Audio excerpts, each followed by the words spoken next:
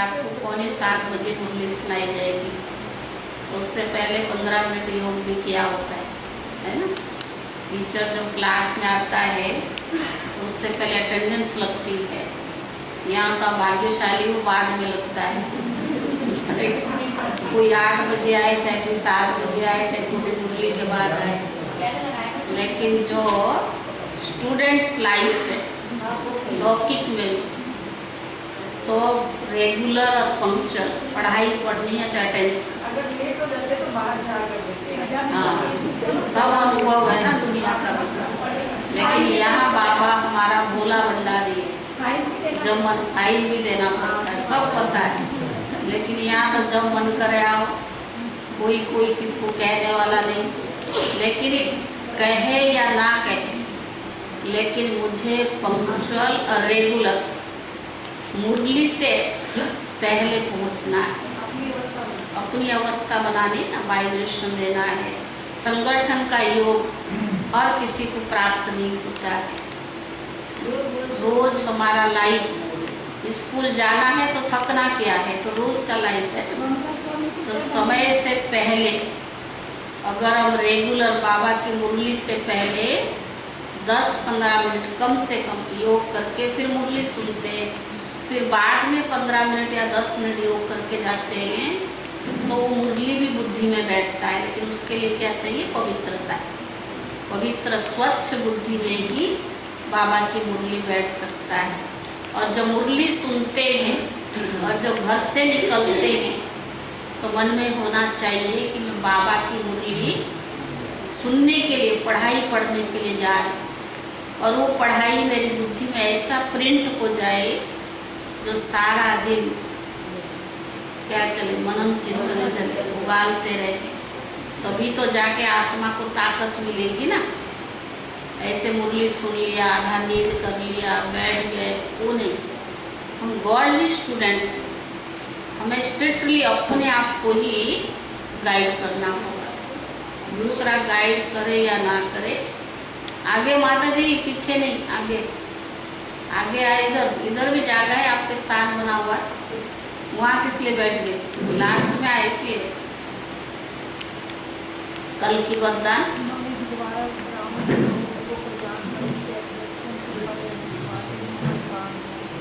Slogan, सेवा में सफलता प्राप्त करना है तो निर्माण चित्त होकर करो तो सफलता मिल जाएगी। हो गया। आज बाबा की महावाक्य 31:8 की है। सारे मीठे बच्चे, आज की मुरली सर्विस पर है ज़्यादातर बाबा ने, साकार मुरली है ना। मीठे बच्चे विशाल बुद्धिवान, बड़ों की उपनियन ले, अनेक आत्माओं का कल्याण करो।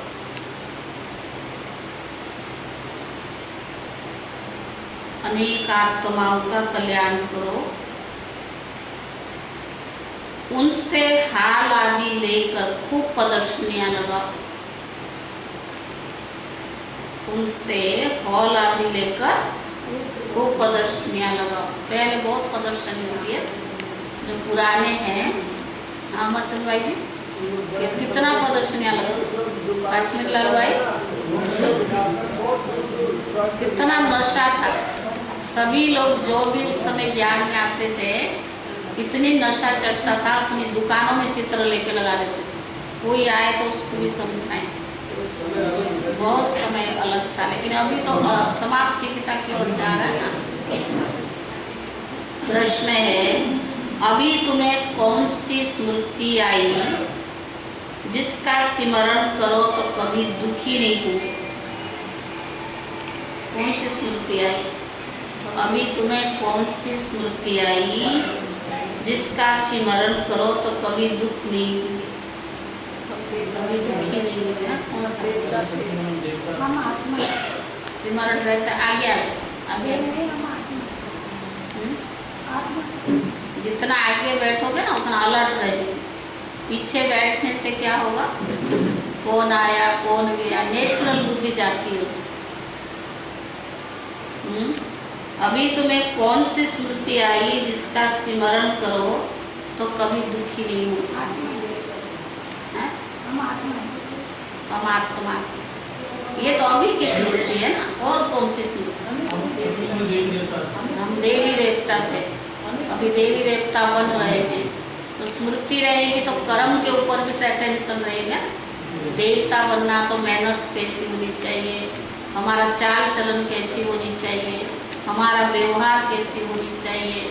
आजकल तो इतना अटेंशन नहीं, जैसे दीदियों के समय तो दादी ने उनको, जब हम दादी के पास रहने आए बहुत अटेंशन, हम कैसे बोलते हैं, हम कैसे चलते हैं, हमारा व्यवहार अपने लिए, बड़ों के लिए, स्टूडेंट के साथ कैसा है। दादी बहुत ध्यान, हम सोचते दादी देखती नहीं थी, और दादी बहुत ध्यान देती। पूजा दादी के पास भी रही थी ना कुछ दिन, आप कैसे चल रहे, सीढ़ी कैसे उतर रहे, आपकी आवाज़ कितनी स्पीड की है, दादी बहुत ध्यान देती।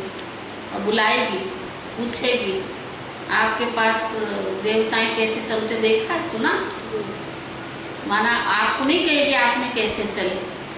तो ये जो पढ़ाई है, इस पढ़ाई से हम देवता बन रहे हैं।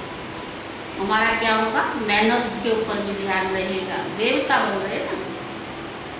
उत्तर है, अभी स्मृति आई है कि हम पूज्य राव थे, साहूकार थे, हाँ राजा थे।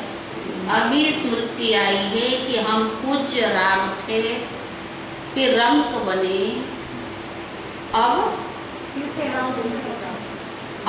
फिर से बाबा हमें राव यानी राजा बना रहे हैं।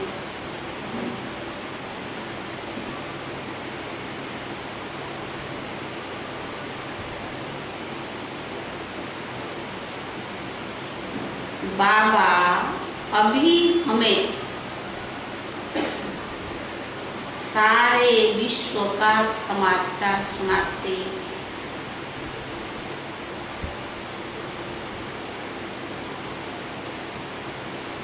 हम वर्ल्ड की हिस्ट्री ज्योग्राफी को जान गए, हम वर्ल्ड की हिस्ट्री ज्योग्राफी को जान गए। इन्हीं स्मृतियों का स्मरण करते रहो,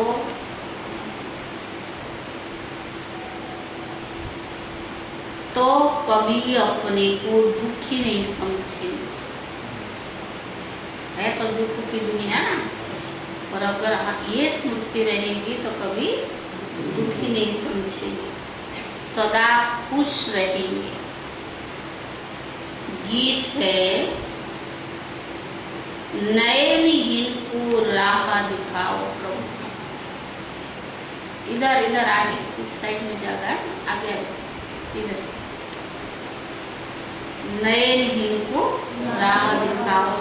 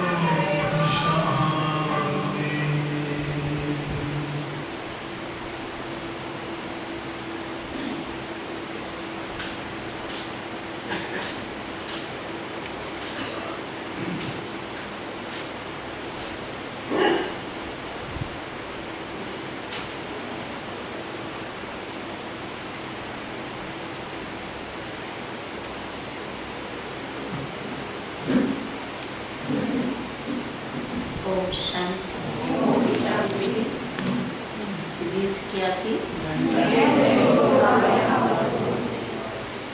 मीठे मीठे सिखिलेले रूहानी बच्चों ने गीत सुना। बच्चे समझते कि बाप को मिलना व बाप से वर्षा लेना बहुत सहज है। गाया भी जाता है कि बाप से 1 सेकंड में जीवन मुक्ति का वर्षा मिलता है। जीवन मुक्ति माना सुख शांति आदि का वर्षा।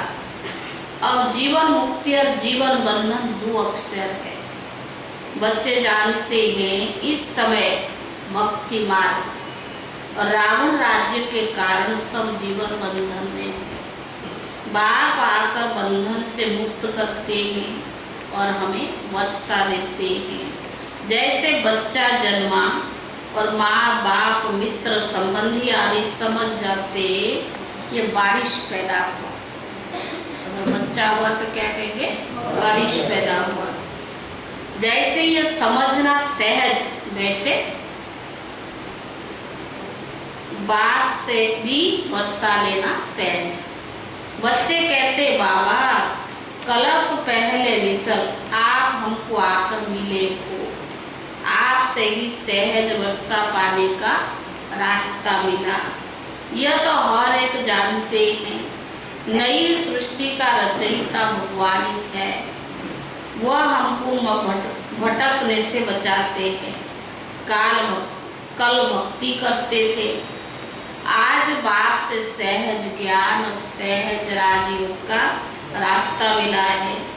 बच्चे अपना अनुभव सुनाते हैं कि हमने बी के द्वारा सुना 2 बात, एक के लौकिक, दूसरा है पारलौकिक। यह सिवाय तुम्हारे और कोई मुख से कह न सके कि 2 बात है। तुम्हारी हर एक बात बिल्कुल वंडरफुल है। अभी स्मृति में आता है जो यहाँ के होंगे उनको झट स्मृति आ जाएगा कि हम बाबा के बच्चे इस परिवार के हैं तो है तो झट स्मृति आ जाएगा। हाँ, स्मृति में आए हुए को भी माया कोई समय जोर से थापड़ लगाए विस्मृति करा दे। बाबा ने सारी स्मृति दिलाया, फिर स्मृति भी आते आते कई को माया थापड़ लगाए विस्मृति करा देती है। इसमें बच्चों को बड़ा खबरदार रहना है। स्मृति तो बाप ने दिलाई है, पर पवित्रता का कंगन भी पूरा बांधना है। सिर्फ ब्रह्मचर्य व्रत नहीं, लेकिन पूरा पवित्रता का कंगन, मनसा वाचा कर्मणा जो भी। रक्षा बंधन का रहस्य क्या है? स्व तो तुम बच्चे अभी जानते हो। किसी ने ये प्रतिज्ञा कराई, काम महाशत्रु, कोई मनुष्य नहीं करा सकता। ये प्रतिज्ञा किसने कराई? बाप कहते मेरे साथ प्रतिज्ञा करो कि कभी भी पतित नहीं बनूंगा और मुझे याद करते रहो तो आधा कल्प के पाप भी जलकर खत्म हो जाएगा। बाप गारंटी करते हैं, परंतु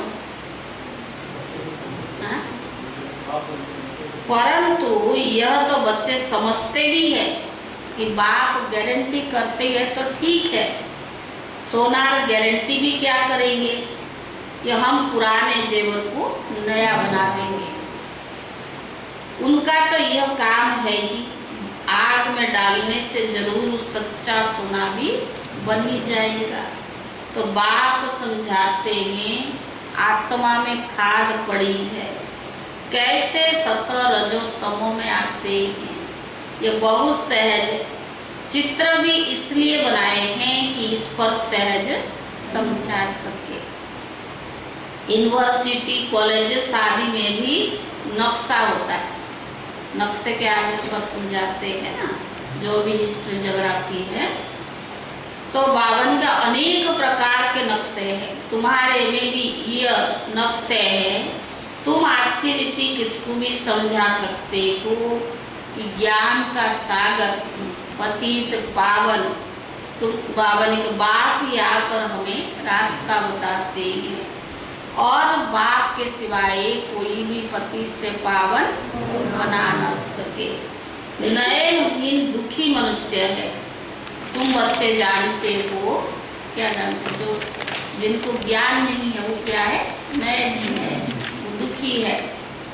पहले 2 युग में दुख होता नहीं, ना भक्ति होती। सतयुग त्रेता में ना दुख होता है, ना भक्ति होती है।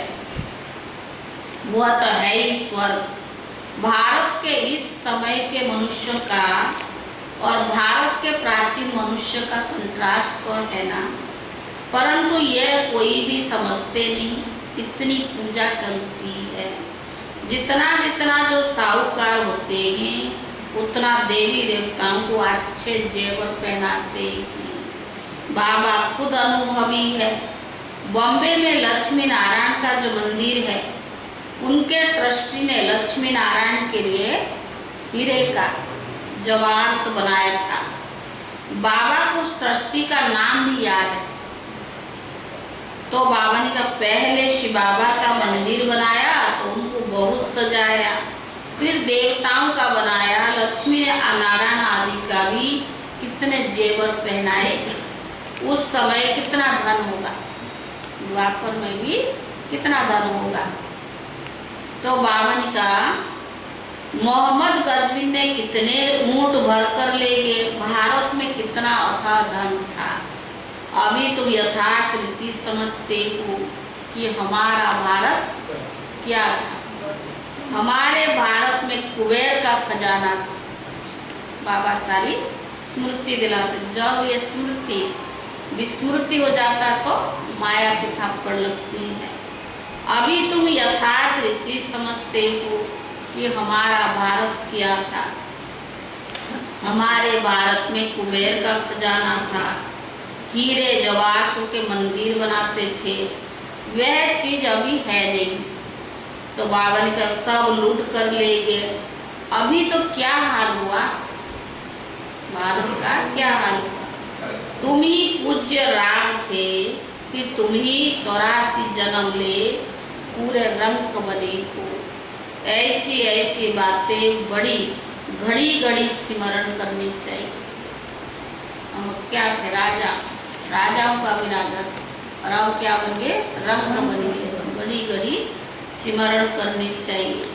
फिर भी तुम अपने को दुखी नहीं समझेंगे, दिल में स्मरण करते रहेंगे हम बाबा से अब क्या ले रहे हैं, भगवान हमें अभी क्या दे रहा है। बार बार कर हमको सारे विश्व का समाचार सुनाते हैं। यह वर्ल्ड की हिस्ट्री जोग्राफी कोई भी नहीं जानते हैं। तुम जानते हो पहले एक धर्म, एक राज्य, एक ही मत, एक ही भाषा थी, सभी सुखी थे। पीछे ही आपस में लड़ने झगड़ने लगे और भारत टुकड़ा टुकड़ा होने लगा। पहले ऐसे नहीं था, वहाँ कोई भी किस्म का दुख नहीं था, बीमारी का नाम निशान नहीं था। उनका नाम है कि स्वर्ग।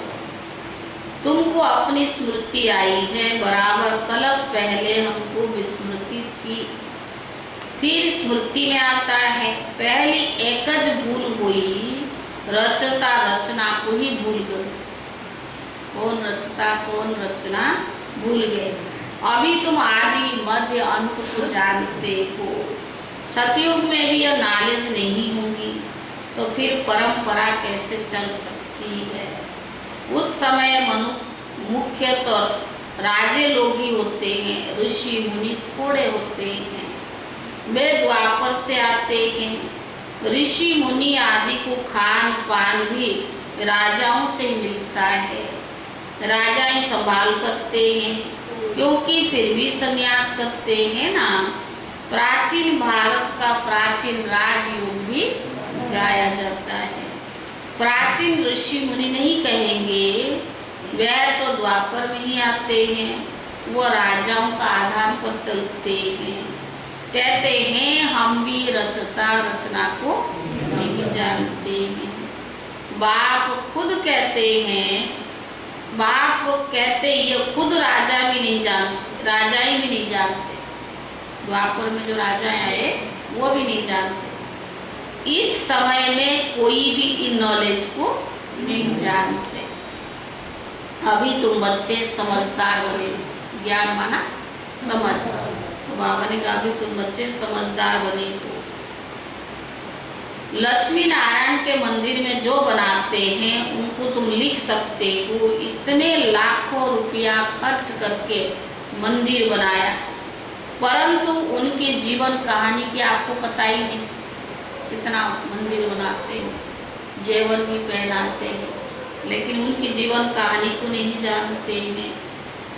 तो बाबा ने कहा उनको पूछना चाहिए, उनकी जीवन कहानी का आपको पता है, उन्होंने राज्य कैसे पाया, फिर कैसे गंवाया, कहाँ बाबा ने मंदिर बनाया, परंतु उनकी जीवन कहानी का आपको पता है, उन्होंने राज्य कैसे पाया, फिर कहाँ चले गए, अभी कहाँ है, हम आपको ये सब राज बता सकते हैं।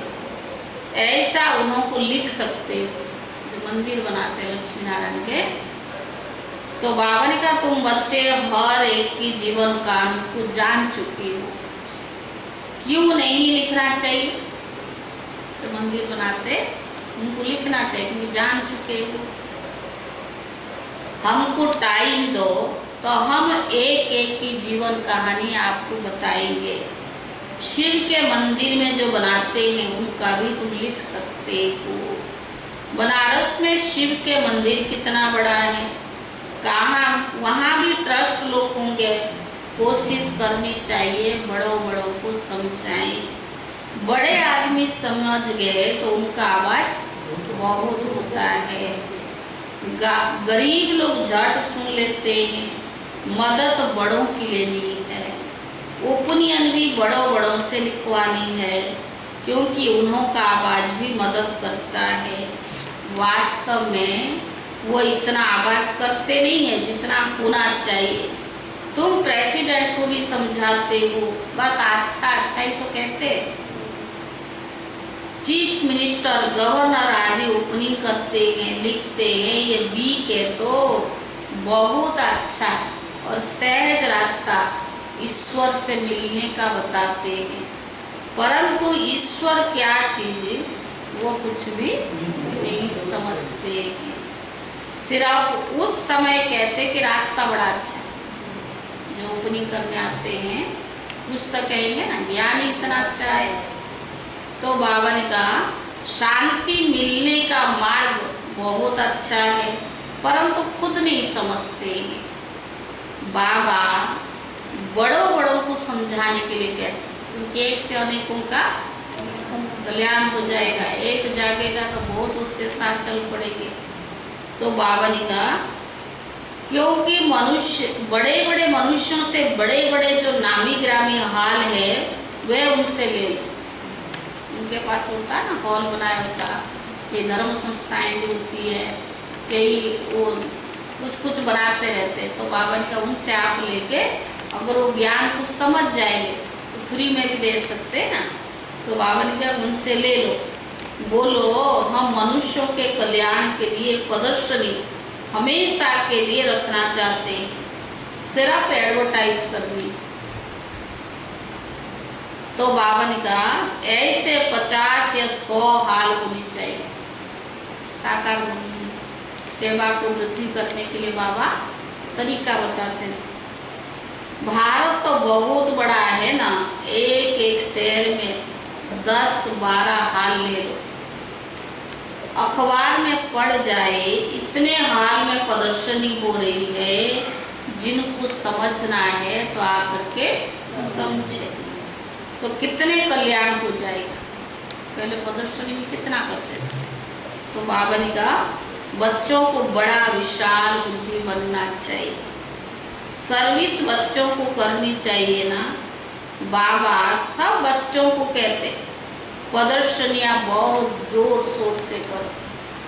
उन दिनों में एक भी निकलता था ना, कहते वो सौभाग्य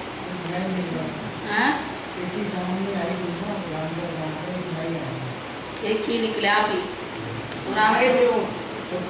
रामसुर भाई तो आपके साथ आए थे, कौन आए? अच्छा, बाद में। तो बाबा ने कहा भगवान आते हैं, प्रजापिता ब्रह्मा द्वारा रचना रचते हैं। बाबा तैयारी करा रहे हैं, बच्चों को कोशिश करनी चाहिए, यह सब समझने की बातें हैं। भगवान आते हैं, प्रजापिता ब्रह्मा द्वारा रचना रचते हैं। प्रजा की ना तो जरूर कितने ब्राह्मण रचेंगे, अब फिर से रच रहे। 5000 वर्ष पहले भी बाबा ने यज्ञ स्थापन किया था, ऐसे रचना की थी, अभी भी रच रही है। कितने ब्राह्मण ब्राह्मणियां हैं। बाबा ये ब्राह्मण धर्म रचते हैं संगम युग पर। तुम प्रैक्टिकल में देख रही हो और समझ भी रहे हो, यह बातें कोई शास्त्रों में है नहीं, तुम बच्चे समझते हो। बाबा आते ही है तब जब पति दुनिया को पावन बनाना होता है। बाबा ने कहा यह भी जानते हैं परम पिता परमात्मा ब्रह्मा द्वारा ही रचना रचते हैं, परंतु कब रचते हैं यह नहीं समझते हैं। प्रजापिता ब्रह्मा तो यहाँ है ना, वह समझते कोई नई रचना रचते होंगे। ब्रह्मा को सूक्ष्म वतन में समझते हैं, अभी तुम समझते हो कि प्रजापिता ब्रह्मा तो यहाँ ही है। तुम सूक्ष्म वतन में जाते हो, पवित्र बनकर फिर फरिश्ते बन जाते हो, साक्षात्कार भी करते हैं। बच्चे अभी प्रैक्टिकल सब बातों को तुम जान चुके हो। जो बाबा समझा रहे हैं, तो बाबा ने कहा जो बाबा के बच्चे वो प्रैक्टिकल इन बातों को समझ गए। मूल वतन है साइलेंस वर्ल्ड, वहाँ आत्माएं रहती है। स्थूल वतन सूक्ष्म वतन है, सूक्ष्म शरीर भी है, तो जरूर कुछ भाषा भी तो होगी। तुम बच्चों की बुद्धि में है हम आत्माओं का स्थान शांति धाम। फिर सूक्ष्म वतन है, वहाँ ब्रह्मा विष्णु शंकर रहते, संगम युग का चलता है। और ये कलयुग और सतयुग का संगम, यहाँ तो बाबा आते हैं। यहाँ से तुम ब्राह्मण जाते हो, पियर घर ससुर घर है ना, यहाँ दोनों तुम्हारे पियर हैं। बाप दादा दोनों मेहनत करते हैं बच्चों को गुलगुल फूल बनाने। मुसलमान भी कहते हैं गार्डन ऑफ पार्ला। कराची में एक पठान था, वो सामने खड़ा होता था, देखते देखते गिर पड़ता था। पूछा जाता था क्या, तो कहता था हम खुदा के बगीचे में गया, खुदा ने फूल दिया। अब उनको ज्ञान तो था नहीं, अभी तुम समझते हो बगीचा किसको कहा जाता है, सतयुग। तो बाबा ने कहा यह कांटों का जंगल है और वह फूलों का बगीचा है। सतयुग है फूलों का बगीचा। तुम्हारी बुद्धि में सारा राज है। सतयुग क्या है, कलयुग क्या है, तुमको बहुत खुशी होनी चाहिए। ज्ञान सुन लिया ना, इतना भक्ति किया, उसका क्या फल मिला, ज्ञान मिला। तो बाबा ने ज्ञान भी इतना अच्छा दिया, तो इसको सुनकर बहुत खुश होनी चाहिए। तो बाबा ने कहा सारा चक्कर तुम्हारी बुद्धि में है, विस्तार तो इनका बहुत है।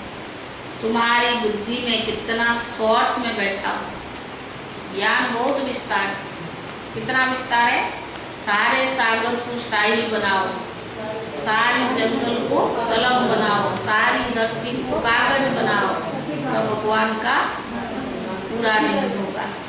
तो बाबा ने कहा, फिर बाबा ने इतना सारा ज्ञान को बुद्धि में कितना शॉर्ट में बिठा दिया है। तुम बच्चों ने रचता बाप द्वारा रचता रचना को जाना है। ब्रह्मा को रचता नहीं कहेंगे, रचता तो एक ही है, बलिहारी भी एक ही है। पहले पहले रचता ब्रह्मा की है, फिर कहेंगे पहले पहले रचना ब्रह्मा की है, फिर दूसरी रचना कौन है?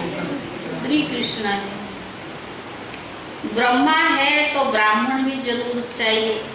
पांडवों को ब्राह्मण नहीं समझे,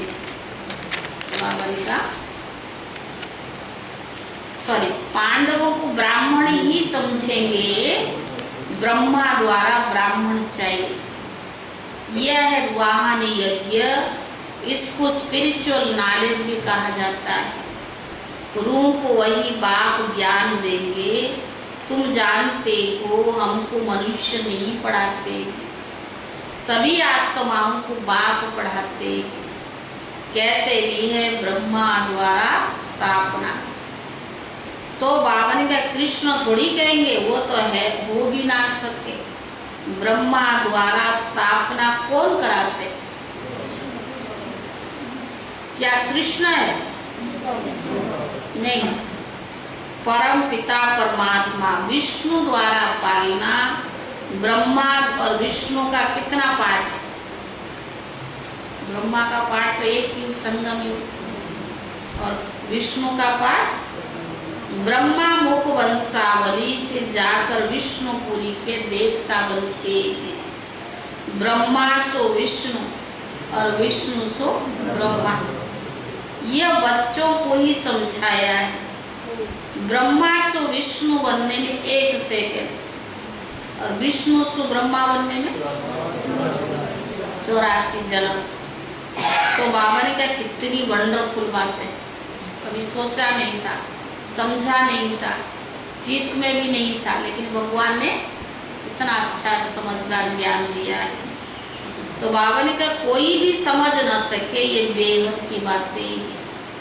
बेहद के बाद से बेहद की पढ़ाई, बेहद की पढ़ाई पढ़ बेहद का राज्य लेना है और सृष्टि चक्कर को भी जानना है। आत्मा ही जानती है पर शरीर द्वारा, आत्मा को तो तभी ज्ञान मिलेगा ना शरीर द्वारा। तो बाबा ने कहा ऐसा नहीं कि शरीर नॉलेज लेता है पर शरीर आत्मा, बाबा ने कहा ऐसा नहीं कि शरीर नॉलेज लेता है आत्मा द्वारा, नहीं, आत्मा नॉलेज लेती है शरीर द्वारा। हमको कितनी खुशी, बाबा ने कहा तुमको कितनी खुशी है, यह आंतरिक गुप्त खुशी होनी चाहिए, दिखावा नहीं, आंतरिक गुप्त खुशी होनी चाहिए। पढ़ाई के संस्कार आत्मा में, जो बाबा हमें देवता बना रहा है, वो संस्कार शरीर में थोड़ी भर रहा है, आत्मा में। दुख भी आत्मा को होता है, कहती हमारी आत्मा को दुखी मत करो। बच्चों को कब कितनी रोशनी मिल रही है, अब कितनी रोशनी मिल रही है बच्चों को, तुमको खुशी रहती है।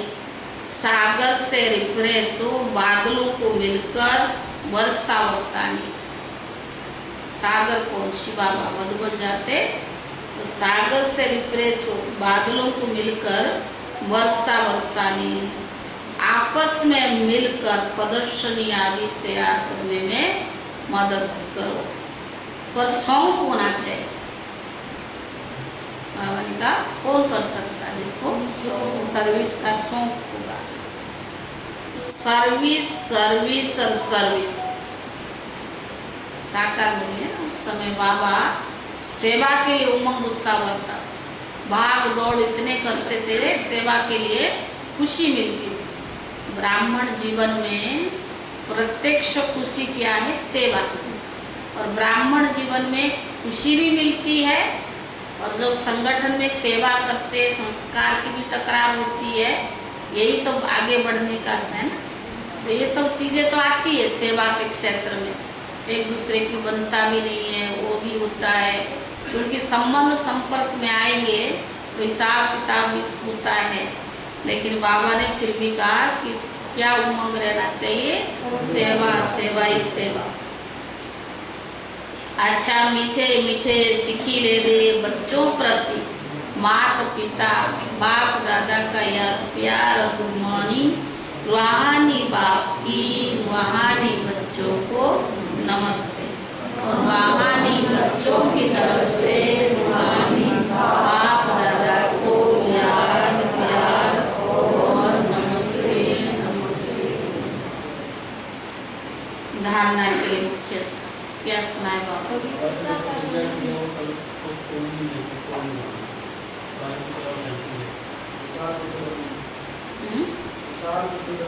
विशाल बुद्धि बनकर बड़ों बड़ों को समझाना, सेवा को याद आया कि बात है ज्ञानी ज्ञानशील राष्ट्रपति और अब्दुल कलाम उनके जमाने में राष्ट्रपति भवन ब्रह्मा कुमारियों के लिए अपना घर था। वहाँ बाबा के कमरा भी उन्होंने डिपार्टमेंट की है, वहाँ जाने के लिए ब्रह्मा कुमारियों के लिए उन्होंने दरवाजे खोल दिए। दो तीसरा बाबा ने भेजा था बिरला सेठ के पास, वो लक्ष्मी नारायण के मंदिर बना रहा था खूब। पता नहीं लक्ष्मी नारायण कौन है, लक्ष्मी तुम जाओ उसको समझाओ। ब्रह्मा बाबा ने वहाँ उनके पास भेजा था बिरला सेठ के पास।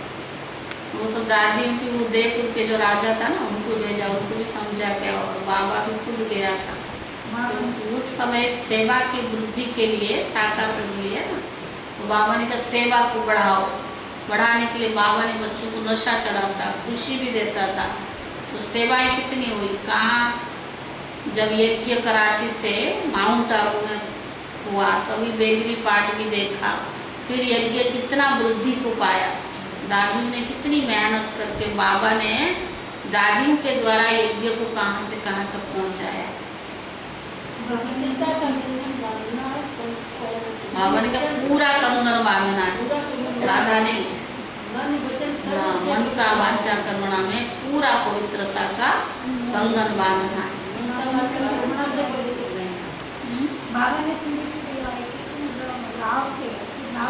आज की मुरली जो बाबा ने कहा ना, सेवा भी करना है लेकिन राज बताए स्मृति विष्णु। बाबा जो मैं तुम्हें कहता हूँ जन्मों के पाप खत्म करने की गारंटी तो देता हूँ, लेकिन सोने का उदाहरण दिया कि उसमें खाद निकालने के लिए अभी आग में डाल तुम्हारे योग में इतनी पावर हो तो पापों को खलास कर सकते। सोने को जैसे आग में डालते तो क्या होता है, खलास हो जाती है ना, सारा जो भी अलाइन है खाद है निकल जाती है। तो आत्मा के अंदर जो विक्रम का बोझ है कैसे निकले, योग कैसे। कितना घंटा योग करते कन्या भाई कन्याकुमारी, मैंने इसको बोला तो शाम को 1 घंटा जरूर योग कर, सारी बंधन खत्म हो जाएगी। बंधन तो है नहीं, बाकी जो भी थोड़ा बहुत घर वालों के अपोजिशन है, माँ बाप तो छुट्टी है, और भी तो घर में होते हैं ना वो, तो उसके तो मूल आधार योग का। बिगर योग के पावरफुल बनेंगे तो योग के आधार से।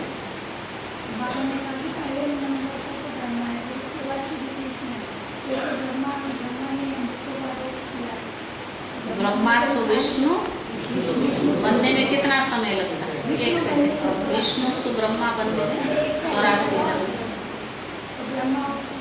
बाबा ने ये भी कहा कि ज्ञान का विस्तार बहुत है, मतलब उसका शॉर्ट करके बाबा ने दिमाग को दिखाया, बुद्धि ने शॉर्ट में बिठाया है, ज्ञान बहुत विस्तार है। और बाबा ने ये भी का कहा मन बना था, मन बना।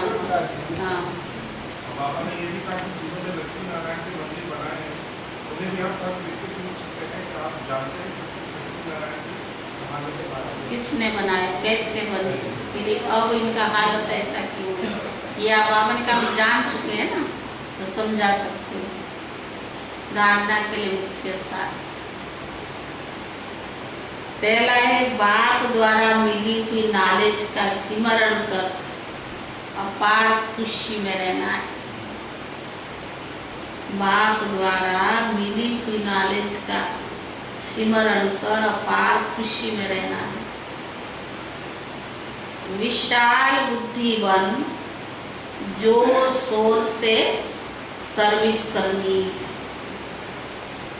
विशाल बुद्धि बन जोर शोर से सर्विस करनी है।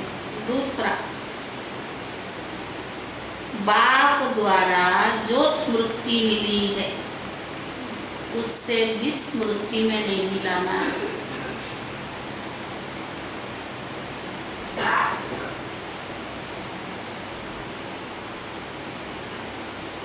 बाप द्वारा जो स्मृति मिली है उससे भी स्मृति में नहीं लाना है।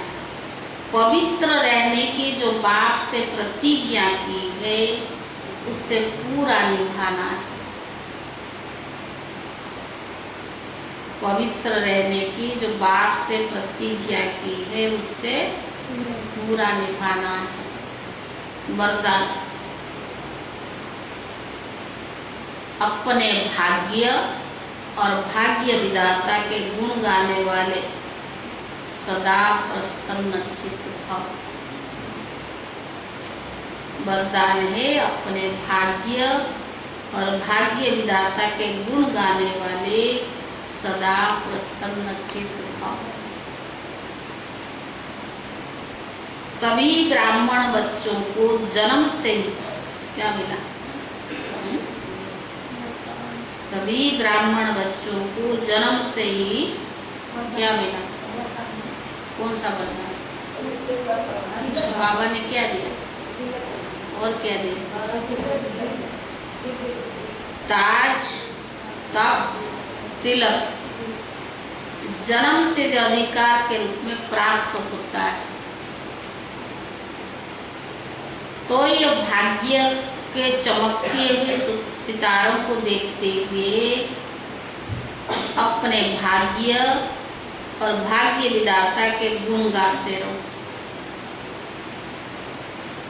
तो इस भाग्य के चमकते हुए सितारा को देखते हुए अपने भाग्य और भाग्य विधाता के गुण गाते रहो तो गुण संपन्न बन जाएंगे। अपनी कमजोरियों के गुण नहीं गाओ, भाग्य के गुण गाते। भगवान कितना दिया है उसको नहीं देखते, लेकिन अपनी कमजोरियों के गुण गाते हैं। अपने भाग्य और भाग्य विधाता के गुण गाते रहो तो गुण संपन्न बन जाएंगे। अपनी कमजोरियों के गुण नहीं गाओ, भाग्य के गुण गाते रहो। प्रसन्नों से पार होकर, प्रसन्नों से पार तब सदा प्रसन्न चित्त रहने का वरदान प्राप्त होगा। माना कोई क्वेश्चन है, प्रश्न, इनसे पार हो जाओ तब जाके प्रसन्न चित्त रहने का वरदान प्राप्त होगा। मन में अगर 50 क्वेश्चन है तो कभी खुश नहीं रह सकते, मुझे हुए रहते।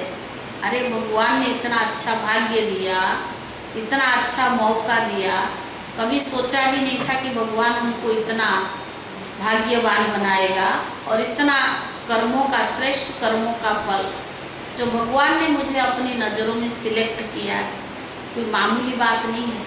तो जब अपनी भाग्यों को देखेंगे ना तो ये फालतू आलतू बातें बुद्धि में नहीं रहेगी। तो अपनी कमजोरी की गुण नहीं गाओ, प्रसन्नों से पार हो तो प्रसन्न चित्त रहने का वरदान प्राप्त होगा। फिर दूसरों को भी सहज ही प्रसन्न कर सकेंगे।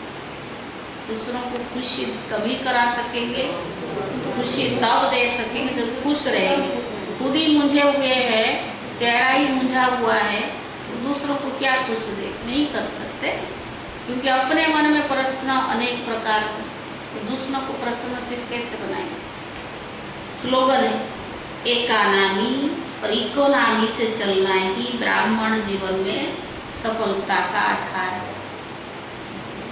एक नामी और इकोनामी से चलना ही ब्राह्मण जीवन में सफलता का आधार है। ओम शांति। इस गुरुवार का जो भोग है, गुप्ता जी जो आए हैं ना, उनका रहेगा, क्योंकि उनका जन्मदिन है, 82 तारीख को ऐसा कुछ है। तो कह तो रहे थे कल लगाने के लिए, हमने कहा गुरुवार को लगाना, गुरुवार को रहेगा। और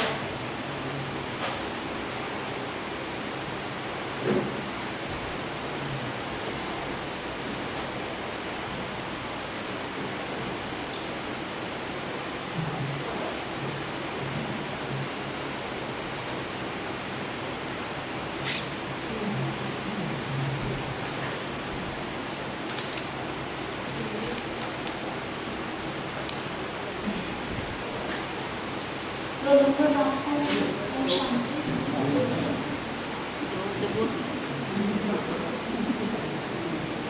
कहती इतने लोगों को देख के थोड़ा घबरा जाती हूँ। होशियार हो गई अब बेस ओम शांति। 2 ओम शांति। 3 4 5 6 7 8 9 10 11 12 13